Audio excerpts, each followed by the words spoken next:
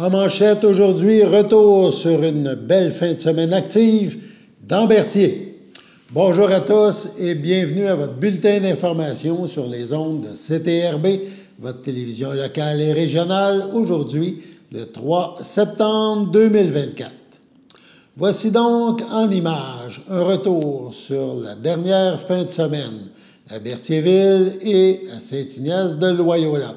Trois activités ou deux activités plus spécialement retiennent notre attention.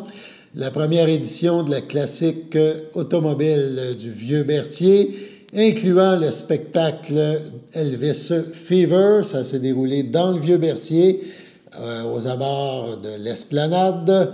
Il y a eu, on nous dit, plus de 125 autos qui ont participé à cet événement. Et malheureusement, dans la fin d'après-midi, la pluie s'en est mêlée. Donc, en soirée, il y a eu le spectacle d'Elvis Fever. Très bon spectacle, devant environ 200, peut-être un petit peu plus, spectateurs. C'est dommage que Dame Nature ait coupé la journée en deux. Également, à Saint-Ignace-de-Loyola, s'est déroulé un rallye vélo et une vente garage. Ça s'est déroulé aux abords du Dôme, là, sur le terrain des loisirs. CTRB s'est aussi rendu prendre quelques images. Donc, un retour en images sur le dernier week-end dans notre région.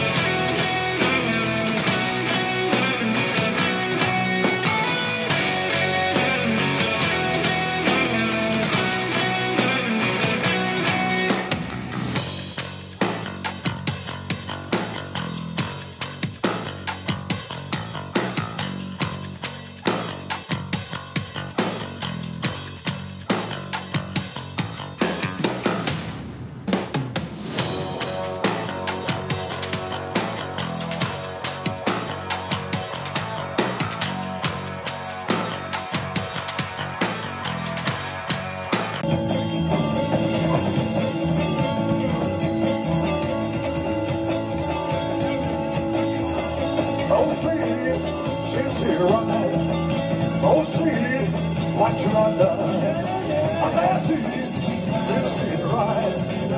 Oh, see what you have done. Everything is gone. What I'm saying, when I'm gone, oh, baby, and I won't if I can fall.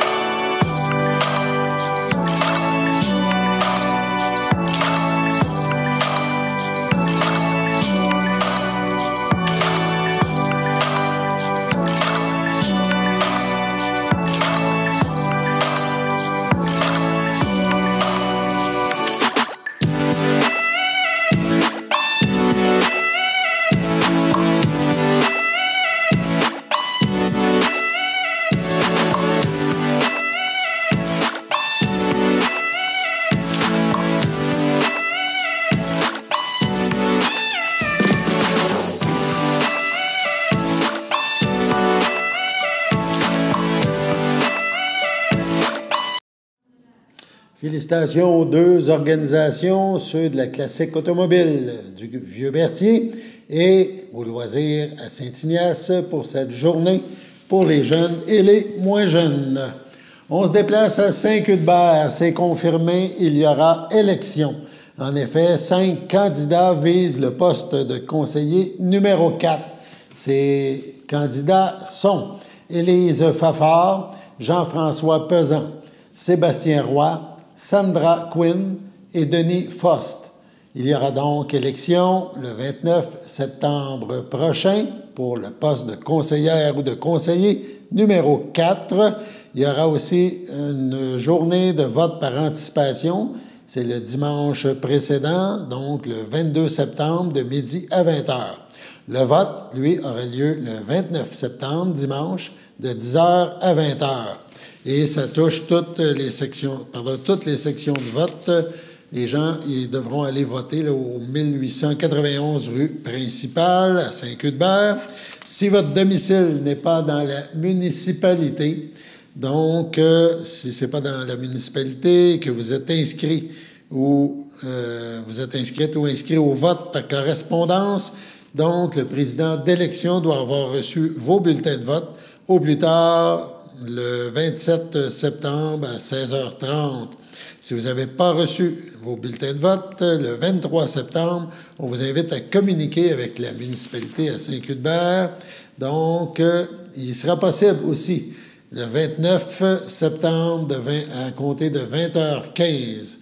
Donc, à l'adresse de la municipalité, 1891 rue principale à Saint-Cuthbert, ça sera possible d'assister au recensement, donc au comptage des votes. Ça sera effectué à ce moment-là sur place. Donc, élection à Saint-Cuthbert. Du côté de l'île du Pas, eh bien, il y a un poste qui était à combler. C'était le poste de conseiller au siège numéro 5. Un seul candidat a déposé donc son intention de se présenter. Ainsi, Martial Bellé est donc de retour au conseil municipal à l'île du Port. Voilà. Il ne s'était pas présenté lors de la dernière élection. Il était là avant. Donc, pas d'élection à l'île du Port et élection à Saint-Cuthbert. Sur ce, allons à la pause. Votre station de télévision de Berthierville vous invite cordialement à son bingo hebdomadaire télédiffusé tous les samedis matins dès 9h30. Depuis longtemps, les fans de CTRB se divisent le joyeux montant de 600 $ chaque semaine à cette joute de bingo. N'oublions pas non plus le super bingo mensuel d'une cagnotte de 2000 $ que vous pourriez vous partager chaque premier samedi du mois. Un moment de fébrilité qui pourrait devenir payant pour plusieurs d'entre vous. Pour vous procurer ces fameuses cartes de jeu, les dépositaires participants sont à Berthierville, le dépanneur Formule 1, la station-service Arnois sur le boulevard Gilles-Villeneuve, le marché IGA Extra Famille Mont-d'Or sur la rue Gabriel-Brissette, le marché Métro Boucher sur la rue Notre-Dame et la pharmacie Proxime sur la rue Frontenac. À Saint-Ignace de Loyola, le dépanneur Proxy sur la rue de la Traverse, la boucherie Aldo sur le rang Saint-Michel.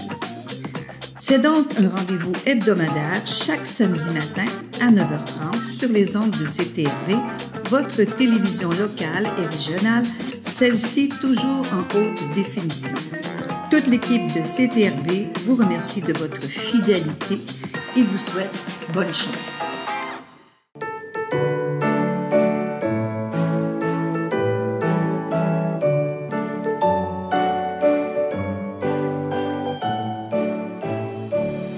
En ce 3 septembre, le grand livre des anniversaires de CTRB compte une page vide. Cependant, si c'est votre anniversaire, chères téléspectatrices, chers téléspectateurs, en ce 3 septembre, eh bien, toute l'équipe de CTRB se joint à moi et vous souhaite bonne fête.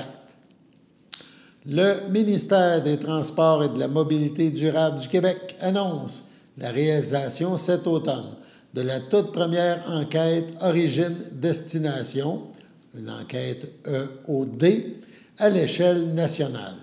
La collecte de données se fera du début septembre à la mi-décembre 2024. Y participer, c'est contribuer à mieux planifier les transports de demain, nous dit-on. Les foyers sélectionnés de façon aléatoire seront invités à remplir un questionnaire en ligne pour y décrire leur déplacement lors d'une journée donnée, et ce, quel que soit le mode de transport utilisé. Les informations recueillies permettront notamment au ministère et à ses partenaires d'élaborer des systèmes de transport efficaces, de concevoir des politiques ou de mettre en place des mesures de gestion de la demande en transport au cours des prochaines années. Réalisé tous les 5 ou 10 ans dans les centres urbains depuis 1977, les enquêtes origine-destination brossent un portrait fiable de la mobilité des personnes dans un territoire donné. Cette première enquête à l'échelle nationale vise à obtenir les données sur la mobilité des personnes résidant hors des centres urbains, qui ne peuvent être étudiées au moyen des enquêtes régionales. Qui ne pouvaient être étudiées, donc, au moyen de ces enquêtes précédentes. Seuls les foyers ayant reçu une invitation postale pourront répondre à l'enquête. Les informations demandées dans le questionnaire touchent principalement la composition du ménage, le profil des personnes le composant et leurs déplacements. 2 enquêtes régionales ont cours en même temps que l'enquête nationale, l'une dans la région de Sherbrooke, l'autre dans la grande région de Trois-Rivières-Bécancour. Les résidents de Montréal et des environs de Québec-Lévis et de Gatineau ne sont pas visés par ces enquêtes, car les enquêtes dans ces secteurs ont été réalisées récemment. Le ministère estime que les résultats seront rendus publics en 2026. Le dimanche 8 septembre prochain de 10h à 16h, le public est invité à aller rencontrer des productrices et des producteurs agricoles de la région de Lanaudière. Dans la continuité du mouvement Mangeons local, l'événement des portes ouvertes est tout désigné pour faire découvrir aux visiteurs de nombreux produits frais et locaux. Au programme, visites animées, dégustations, découverte des animaux, ateliers et plus encore. Nous sommes chanceux d'avoir une région colorée et diversifiée en termes de type de production. Chaque année, c'est donc l'occasion pour les productrices et producteurs agricoles de mettre en valeur leur métier et leurs pratiques, en plus de faire connaître nos produits régionaux. Il s'agit d'une activité très attendue pour des milliers de citoyens, indique le président de la Fédération de l'UPA de Lanaudière, Marcel Papin. Produite par la Fédération de l'UPA Lanaudière, la traditionnelle carte routière permettra aux familles de bien planifier leur escapade pour sillonner le magnifique territoire de Lanaudière, et ce, à la recherche de ces rendez-vous uniques avec des productrices et des producteurs passionnés. Voici la liste des 13 fermes hôtes de cette 20e édition de la journée Porte ouverte, dont 3 entreprises qui en sont à leur première participation. Au Jardin des Noix, à Saint-Ambroise-de-Kildare, la Bergerie des Neiges, aussi à Saint-Ambroise, la Coop au Bout-du-Rang, à Saint-Félix-de-Valois, la ferme Beauvais, à Saint-Cuthbert, 820 à Sainte-Marceline-de-Kildare, les Esprits tordus, à l'Assomption, Miel de chez nous, c'est à Sainte-Mélanie, Rustique Alpaga, à l'Assomption, la Seigneurie des Patriotes, à l'Assomption, Tante Agastache, à Sainte-Émilie-de-l'Énergie, la Terre des Bisons, à Rawdon, le Verger des Îles, c'est à Saint-Ignace de Loyola, et le Vignoble Saint-Thomas, à Saint-Thomas. Donc, rendez-vous pour cette journée porte ouverte chez nos producteurs et productrices lanaudois. Le Grand Orchestre de Joliette recrute pour ses 10 ans. Pour participer, évidemment, cette invitation s'adresse aux musiciennes et musiciens amateurs ou semi-professionnels de Lanaudière, âgés de 18 ans et plus, de niveau intermédiaire ou avancé, pouvant lire une partition musicale et ayant des aptitudes pour jouer dans un groupe et suivre un chef. Le genre d'ensemble, c'est le Grand Orchestre de Joliette, est un ensemble symphonique pop qui existe depuis 2014. Sous la direction de Julie Rondeau, le Grand Orchestre de Joliette est composé d'une 50aine de musiciens regroupant des cordes, des bois, des cuivres et des percussions. Son répertoire va de la musique pop et blues au classique. Pour souligner son 10e anniversaire, 2 concerts sont prévus. En décembre, un vers la fin de mai et un autre possiblement en juillet. Les répétitions se déroulent les mercredis soirs de 19h30 à 21h30 à la salle multifonctionnelle de l'Académie Antoine Manceau. L'entrée se fait par le stationnement arrière du cégep de Lanaudière à Joliette. Le début des pratiques, mercredi 11 septembre prochain. La cotisation annuelle est demandée avec un tarif spécial pour les 25 ans et moins. Comment s'inscrit-on? On y va par courriel au Grand Orchestre Joliette, tout ensemble, à commercial@gmail.com ou via la page Facebook du Grand Orchestre de Joliette. Indiquez alors votre nom, instrument et coordonnées pour vous joindre. Il n'y a pas d'audition, mais un entretien téléphonique, nous dit-on, est nécessaire au préalable. Sur ce, passons à la pause.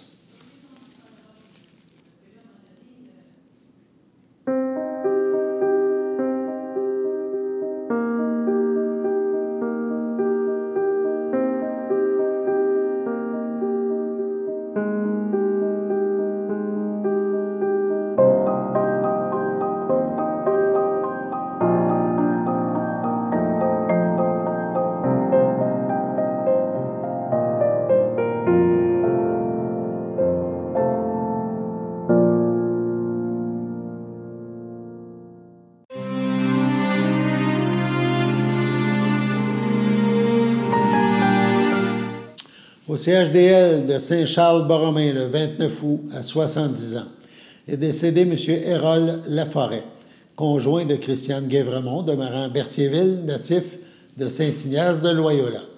Lui a précédé son frère Fabien, ses parents Marie-Claire Richard et Jean-Noël Laforêt. Il laisse dans le deuil, outre sa conjointe, sa fille Chloé Laforêt, Jean-Sébastien Cazobon, ses 3 petits-fils, Clément, Joseph et Romain. Son filleul, Maxime Sylvestre. Ses sœurs, Dany Laforêt, feu Donald Murphy, Linda Laforêt, Pierre Saint-Martin. Ses belles-sœurs et ses beaux-frères, Francine Guévremont, Bernard Sylvestre, Combe Guévremont, Suzy Lessard, Marie-Claude Guévremont, Claude Boucher, Hermann Guévremont, Jacinthe Desrosiers, Guylaine Guévremont, André Coutu, ainsi que plusieurs neveux, nièces, autres parents et amis. La dépouille mortelle de M. Laforêt ne sera pas exposée et une cérémonie aura lieu en toute intimité à une date ultérieure. Au CHDL de Saint-Charles-Borromée, le 28 août à 64 ans, est décédée Mme Denise Savard, épouse de M. André Bourdon, demeurant à Saint-Barthélemy. Elle laisse dans le deuil, outre son époux, son fils Pierre-Paul Bourdon, ainsi que la famille Savard et Bourdon. La dépouille de Mme Savard ne sera pas exposée et une cérémonie aura lieu en toute intimité à une date ultérieure. À son domicile, le 28 août dernier, à l'âge de 81 ans, est décédé M. Jean-Robert Sylvestre, fils de feu Jean-Marie Sylvestre et de feu Gertrude Sylvestre, demeurant à Lanoret, natif de Saint-Cuthbert. Il laisse dans le deuil sa conjointe Lise Demers, ses frères et ses belles-sœurs, Louis Sylvestre, Isabelle Forget, Denise Champagne, feu René Sylvestre, Gisèle Olivier, feu Michel Sylvestre, Yvon Sylvestre, Cécile Bastien, son filleul Denis Sylvestre, ses nièces Nicole, Chantal, Anne-Renée et Marie-Pierre Sylvestre, ainsi que plusieurs autres parents et amis.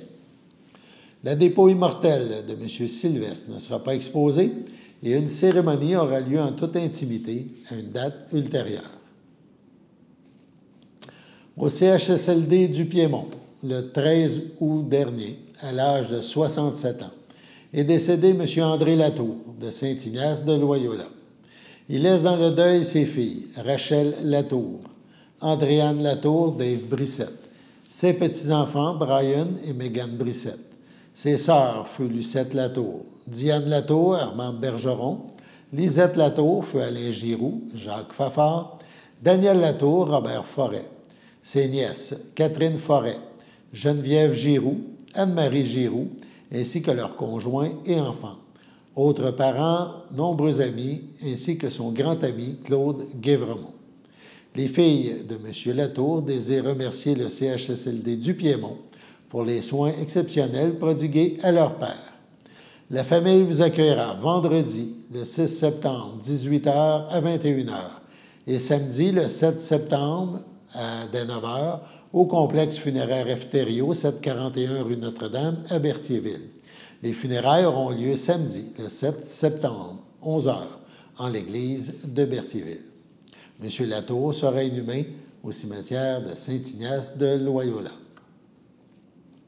À la villa de Berthier, le 18 juillet, à l'âge de 93 ans et 11 mois, est décédé M. Orion Attin, époux de feu Yvette Aubin, fils de feu Arthur Attin et de feu Rose Allemand-Piché, demeurant à Berthierville, natif de Mont-Laurier.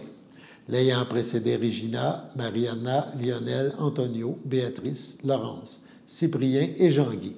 Il laisse dans le deuil son fils, Serge Attin, Carole Blaquière, ses petits-enfants, Julie Attin, Jonathan Cloutier, Annie Attin, Yannick Durand, Audrey Attin, Éric Arbour. Ses 5 petits-enfants, Benjamin, Mathieu, Thomas, Élisabeth et Laurent. Ses sœurs, Arzélina Attin, feu Omer Boivin, Janine Attin, feu Gérald Legault, ainsi que plusieurs neveux, nièces, autres parents et amis. La famille tient à remercier le docteur Turcotte, le personnel du pavillon Villa Berthier, et la famille vous accueillera samedi, le 7 septembre, dès 13h, au complexe funéraire Thériault, rue Notre-Dame, à Berthierville. Suivra un hommage directement au salon à 15 heures.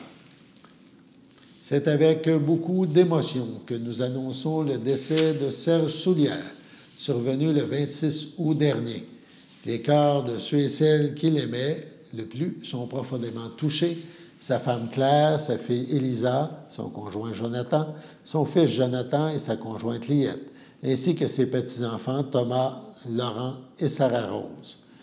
Il laisse aussi dans le deuil ses frères et ses sœurs et leurs conjoints-conjointes, Réal et Louise, Jean-Guy, Muriel et Michel, Claire et Benoît, Francine, Jacqueline, Pierre, Roland, Robert, Lucie et Richard, Pierrette et Bernard, Christian et Liette.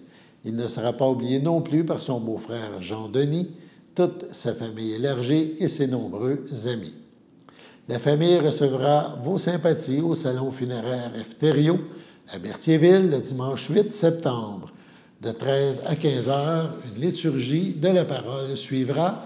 L'inhumation aura lieu au cimetière de Saint-Ignace le même jour. Sur ce, passons à la météo.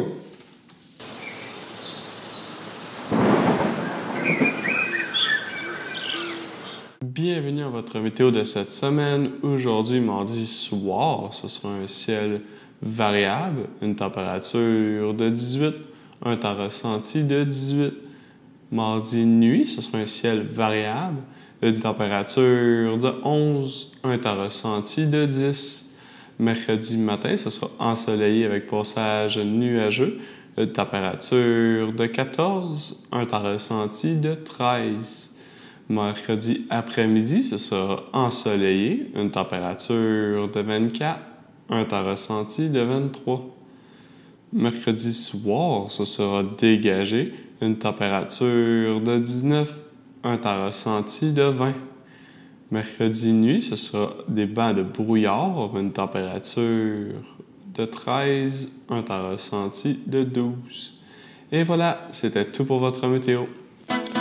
Nous vous avons présenté le bulletin d'information sur les ondes de CTRB, votre télévision locale et régionale, en ce 3 septembre. Merci d'avoir été des nôtres. Alain Belle-Humeur au Pépites. On vous invite à la prochaine édition du bulletin d'information à CTRB, même heure, même poste. Donc, on se revoit demain. Au revoir.